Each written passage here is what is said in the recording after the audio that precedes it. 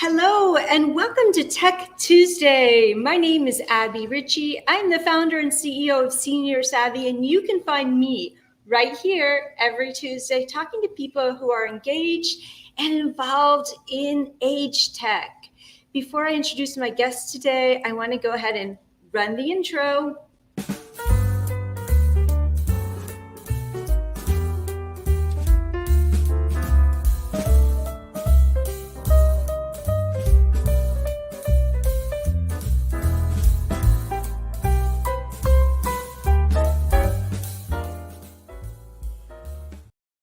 Welcome back to Tech Tuesday. I want to go ahead and have all my guests come on and join me right now. I've got 4 people today.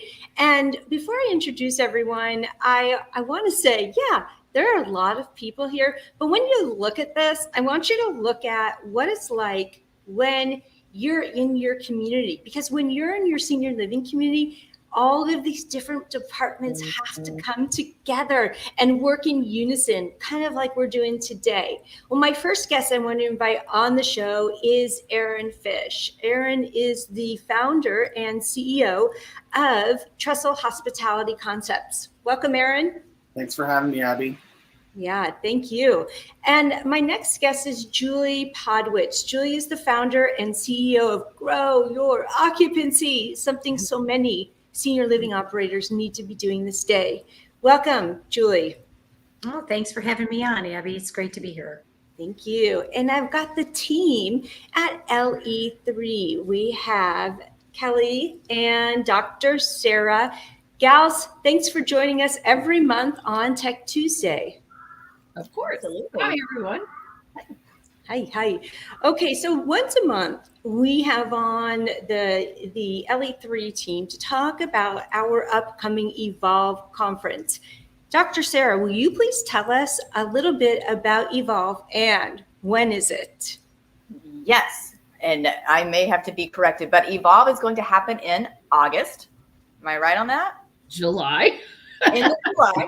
In the summer. You were spot on summer-wise. Summer. Okay, but it is our recurring conference. This will be year 3, and it is a 4-day virtual conference where we are bringing together all of these thought leaders about sessions that deal with everything from engagement, but we're trying to expand beyond this idea of just life enrichment, which is kind of why we're teeing up today, talking about this collaboration between sales and marketing and dining and culinary.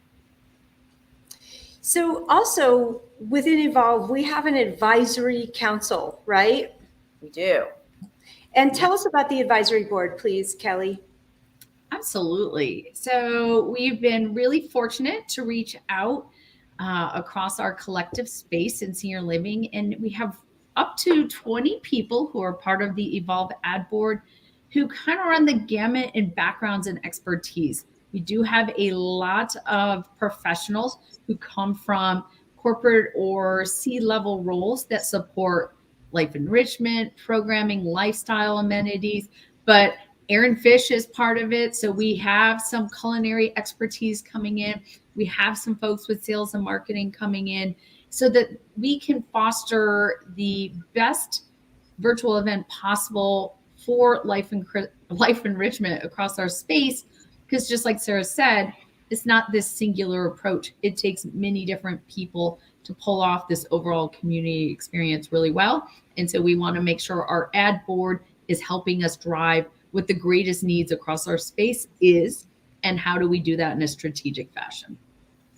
Yeah, so let's talk about that type of strategy that needs to be thought about, needs to be implemented, needs to be included when you're coming up with activities, when you're creating dining menus and experiences. Tell us about how imperative those strategies are. Who's up? Who wants to take it? Yeah, right? Anybody could take Erin, that. go for it. Yeah, no. So, one of the things that I think is, overlooked is just how important getting all 3 of these departments and all 3 of these leaders around a table consistently all the time and on the same page working together. A lot of times we see it, right, where everybody kind of gets into their silo and they hope that someone else is doing what they need to do to, increase occupancy or make sure residents are engaged or making sure that meals are happening. But I think there's got to be a lot of collaboration, a lot of cross communication to make sure that, we're creating an overall experience in communities. We have to look at what are residents doing throughout the day. Well, they're engaged in all of these areas, whether it's helping with the tour or helping with activities or being a part of an activity or going to the dining room. So I think it's important that we're cohesive in how we approach creating these experiences for residents. Yeah, I would agree. There's such natural alignment. One would think that we wouldn't really even need to have this conversation.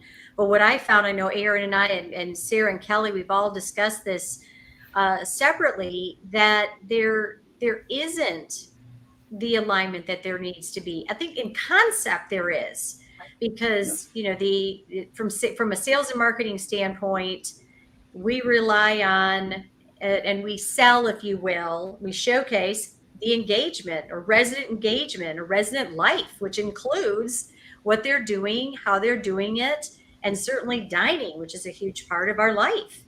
And without residents, we can't run a business, right? So this alignment and true partnership within the communities, but also at all levels, needs a lot of work, in my humble opinion.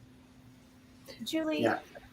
When you say that, I was thinking of it should be this common sense, something we do so naturally. And I think the intent is there. Yeah. Like the desire to do this. But what I find happening most often is if you don't set time aside for something, and if you don't get together in a room and make time to converse, not just sending emails, then this strategic approach it doesn't happen. And even as natural as you want it to be, it fails. And I think that's the one thing of how have you and Aaron seen this coming together from, I think Kelly and I talk about this all the time, of how you get people in the same room, but what does it look like from your lens of sales and marketing and dining?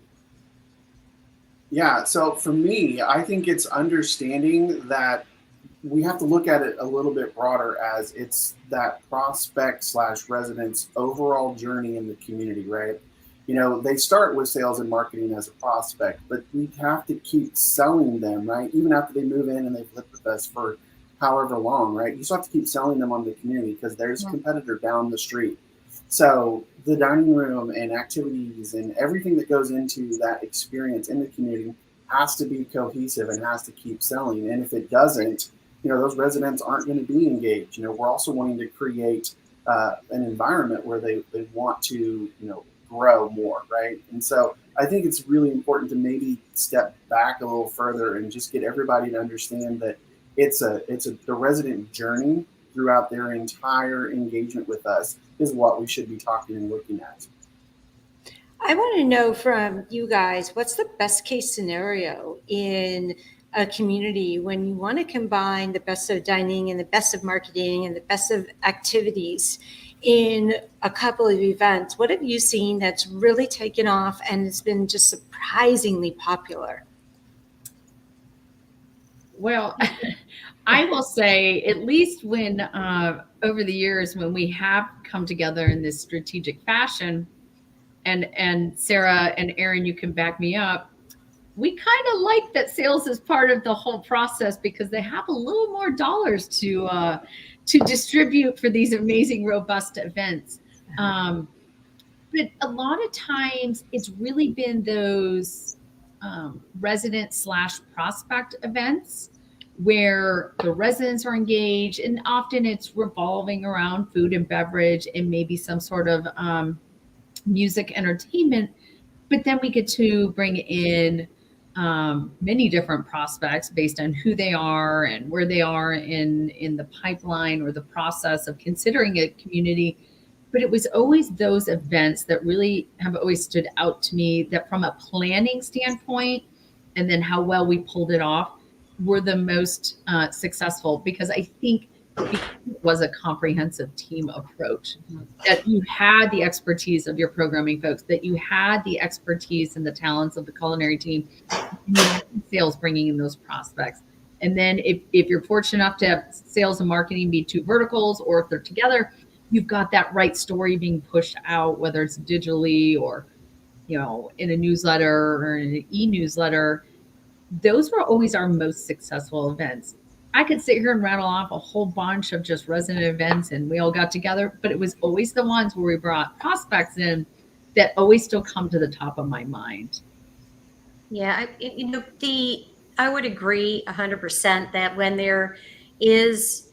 there's alignment, true alignment and collaboration, you're always going to have more success, both from a prospect and resident centered event, and also professional resource event, which we so need for keeping awareness and driving from a sales perspective, driving in more qualified prospects, as well as those kind of non-paid, if you will, prospects are organic. And because Aaron, to your point, we never stop selling. Throughout the lifetime of our residents, as well as our families and our staff, to see that this is truly a community event. It's a community effort. And without, the experience, without the food, without the magic, without the engagement, it's not going to be as successful. And so and also I did want to make the point too that earlier, Sara, you were saying, the intent is there for alignment. And it seems so natural or common sense, but we can't rely on common sense as a strategy. What I want to hear, truly, what I'm looking for right now is I want to hear some actual names of events that have really taken off. I work in senior living. I'm in the communities all the time. And so I'm hoping that anyone else who's watching this is also here to gain some simple strategies of how you can combine these departments together, and also looking to how they can start thinking about more.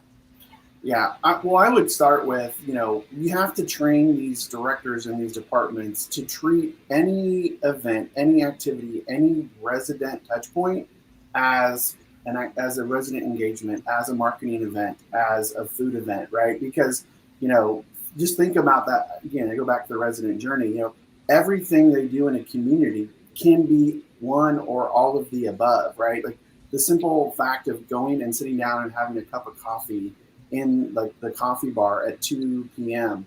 Like that's a perfect opportunity to run across the tour or to engage residents and create some sort of moment that they can experience. And so I think it starts with the training that we do for those department heads that don't live in your little bubble of whether it's food or resident engagement or marketing. Like it has to be everyone coming together and seeing this at a little bit bigger picture.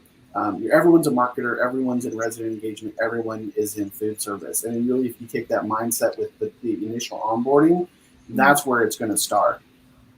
I've seen really good success, and I think it's utilizing the entire space of the community. And we talked about bringing prospects in, but I think if you are putting on an event, which we know takes a lot of work and effort and all hands on deck, then you can leverage that for potential employees as well. But farm to table is a really cool where you can use the outdoor space. You can work with having these events, but how do you work with the external community around you to support it as well? Right. So I've seen really cool food trucks coming in where you transform the community into a food truck, and it's families, it's staff's families. I've also seen car shows work really well. Right. How do you have these events that expand outside of the dining room, outside of activity space, into outdoor area, but then also bring in people from the outside in the community to be a part of it? Right? And you don't have to, when you look at food trucks, if there's ways that you can keep your cost minimal where residents get, a certain amount of money they can spend on food truck, but everyone else there is a paying participant. Yeah, and it is Tech Tuesday, right? So one of the other things that I think is important to think about is you don't have to do a big blow the doors off event, right? Like take advantage of virtual events. The idea of something as simple as we're going to do either a resident cooking class or a resident cooking demonstration, right? Like set up some cameras, go live on LinkedIn or do a virtual webinar. It's a great opportunity to do something that you're normally going to do. It's smaller scale, but now marketing has a link that they can send out to everybody on their prospect list. Residents are being engaged. It's something on the calendar that they want to be a part of. And the chef is doing something that's just part of their daily routine. So I think being creative in a way like that as well, where maybe we take some of these smaller everyday events and turn them into virtual events. There are a lot of commercial hospitality operators that are doing things like this. So why not capitalize on that trend that people are starting to pick up on? Yeah, one thing I talked about when I spoke at Evolve 2 years ago was the use of live streaming to Facebook, so that families and prospects can get a little inside look into what does an afternoon look like for grandma, and how do we run this event, and what does this look like every single day, so they could gain an insight as to what's happening inside the doors. Yeah, I like the idea too of combining a live event with a virtual option. Mm-hmm. So, for example, to piggyback a little bit on Erin's idea, to do, for instance, one of the most successful, I've been to two similar. One was to really drive professionals and referral sources like that, passports around the world. So you have engagement, you have the music and the costumes and the culture from each kind of region or country, certainly the food. Then they did a resident similar event with going to residents' apartments. So now you're integrating residents and family members and team members. And what about, Abbie, to your point, setting up a virtual component for those that might not be able to come? They physically, they can be there virtually. And you can have team members touring and walking those individuals through those countries. And, as far as the taste of, I don't know, we can be creative and either send something or do a home visit later. There's so many ways to build on both the smaller events, the larger events, virtual, in person, and an integrated approach, not just from the community and the staff and the team, the larger community and everybody we serve, all of our quote unquote customers. Yeah, I'm curious, what kind of technology does the community need in order to do a virtual event, to broadcast? What did you have in mind? What do most communities have, and what do they need? I think you can keep it simple, right? With the way, you can get cameras and microphones and just a simple setup. I mean, you need to be able to, for like a cooking demo, you need to be able to hear the chef. You need to be able to have a couple of different camera angles, one like this where you're seeing the chef, but then maybe something that's like, focused in on what they're preparing. I think keeping it simple is easy, and then flexibility in that is important, right? Being able to have something that you can then take and set up for, maybe a farmer's market or something you can use to shoot videos for residents, for tours or things of that nature. Even having somebody involved using their iPhone camera could be a good way to start. So I don't think you need to overthink it, right? Because I think a lot of times we get too concerned about what the technology is. Find something that works for you and give it a try, and then kind of enhance and refine it as you continue doing it. The one thing that keeps coming up in my mind as we're talking about this that has to be the starting point is planning. Right? Like some of these events, and even when it's big or small, if you want to do a big one every quarter and then a small one each month, but you've got to start planning 30, 60 days out. Right? And I think Kelly and I, we've talked about this so much that if you sit down with your team for just a 2-hour working session and you put together an annual plan, right? And you kind of all come in of what would be great events that we could do. And then you put together this annual plan, you blueprint it out, And then you go from there and you execute each month and you put a process in place of what is the communication that needs to happen a month before the event, 2 weeks before the event, a week before the event, and what department has responsibility there. And if I promise you, you can do that in a 2-hour session, all coming together, and you have a plan for the entire year. Music to my ears. Yeah, Sarah, you and Kelly and I have talked about this, multiple different ways about that planning piece is so important, right? Because there's so many times you go in and you see the poor resident engagement director running frantically, trying to put everything together. They run through the kitchen. Oh no, I need this. And it literally all comes back to, they didn't take the time, at 30 days out, 60 days out, 90 days out to say, hey, this is on the calendar.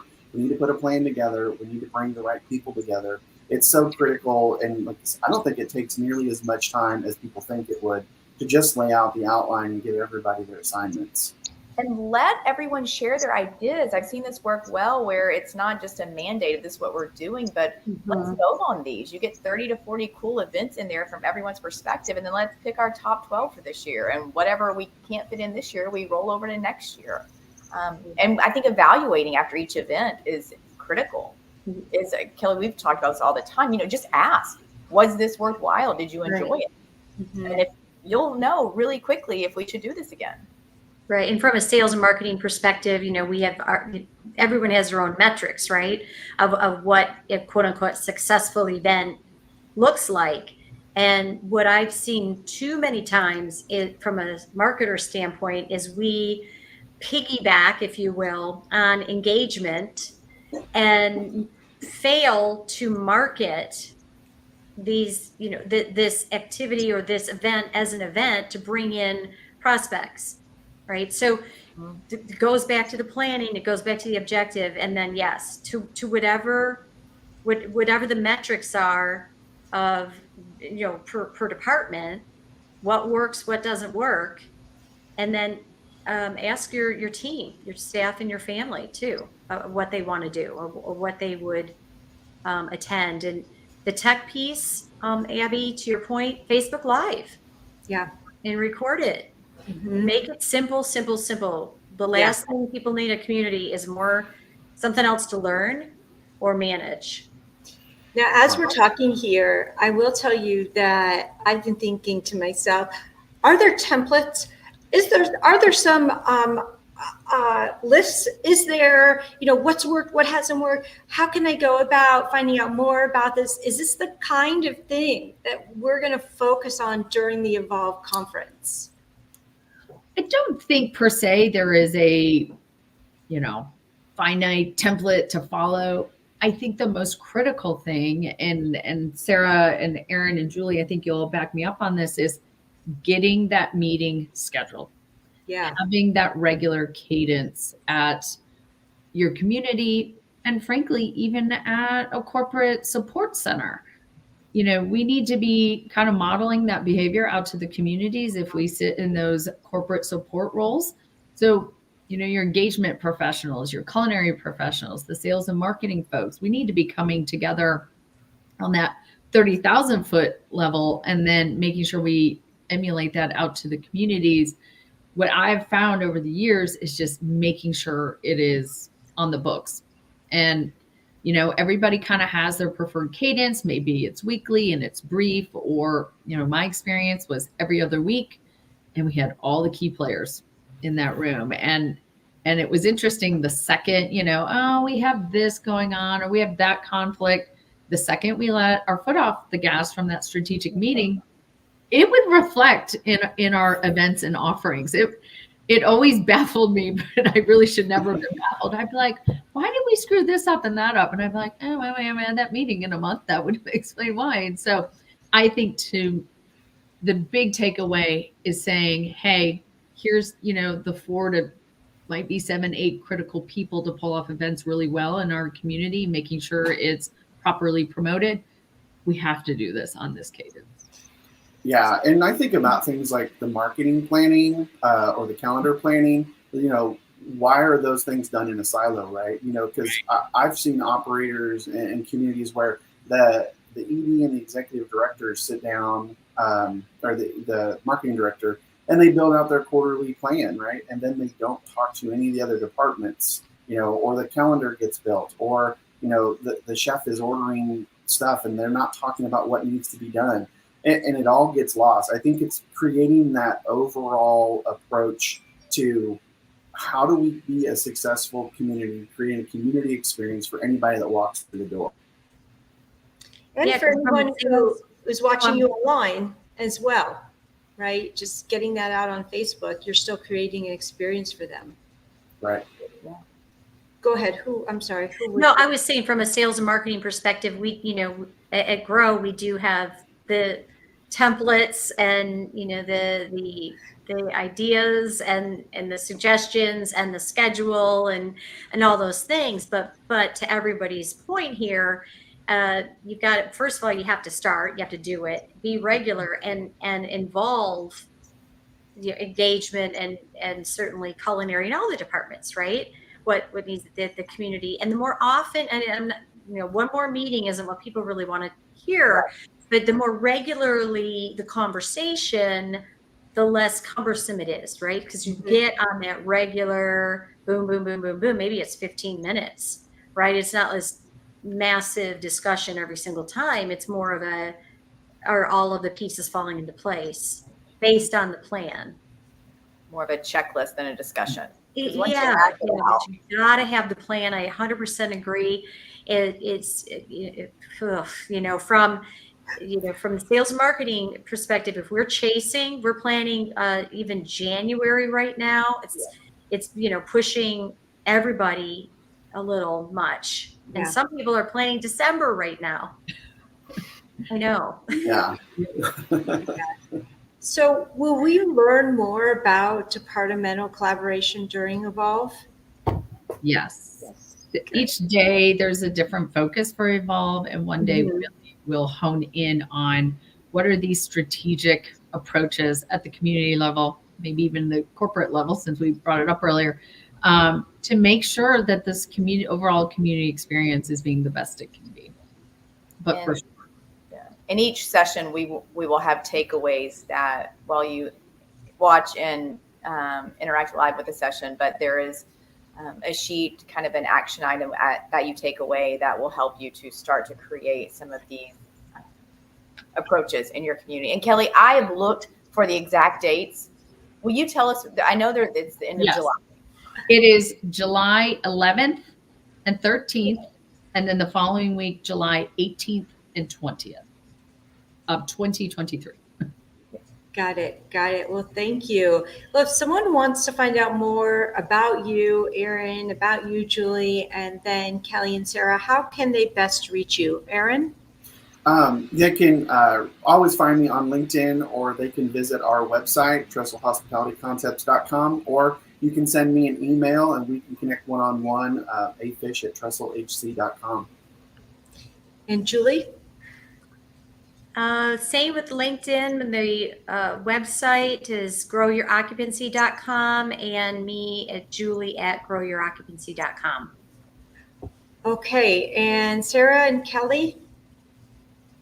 Always LinkedIn and le3solutions.com, or I'll spare you last names, but yeah, LinkedIn and le3solutions.com is where to go. I was going to start selling Stranburg, Kelly. Now it's back to way. Nobody wants to spell that. I was on a live stream with Steve Moran recently, and he just said, you can Google me and find me there. And so that's what I'm saying from now on. I'm like, boom, Google me and just connect with me wherever it works for you, right? Yeah. Isn't that boss? Yeah. We will all be there someday. I'm sure of it. Erin, you probably already are. Something to do when you hang up. Yeah, Google, exactly. Well, for all of you who have joined us today in the chat, I want to thank you. Your commitment, your dedication, your participation makes a huge difference for everyone else. So thank you so much. And to my guests, thank you for joining me today on Tech Tuesday. It's really It's wonderful to follow you, and I admire each of you. So thank you so much for your participation today. And for everyone else out there, have a wonderful week, and we'll see you back here next week. Yeah. That's the boss, Steve Moran. Google me, right? All right, you guys, have a wonderful week, and see you later. Thanks.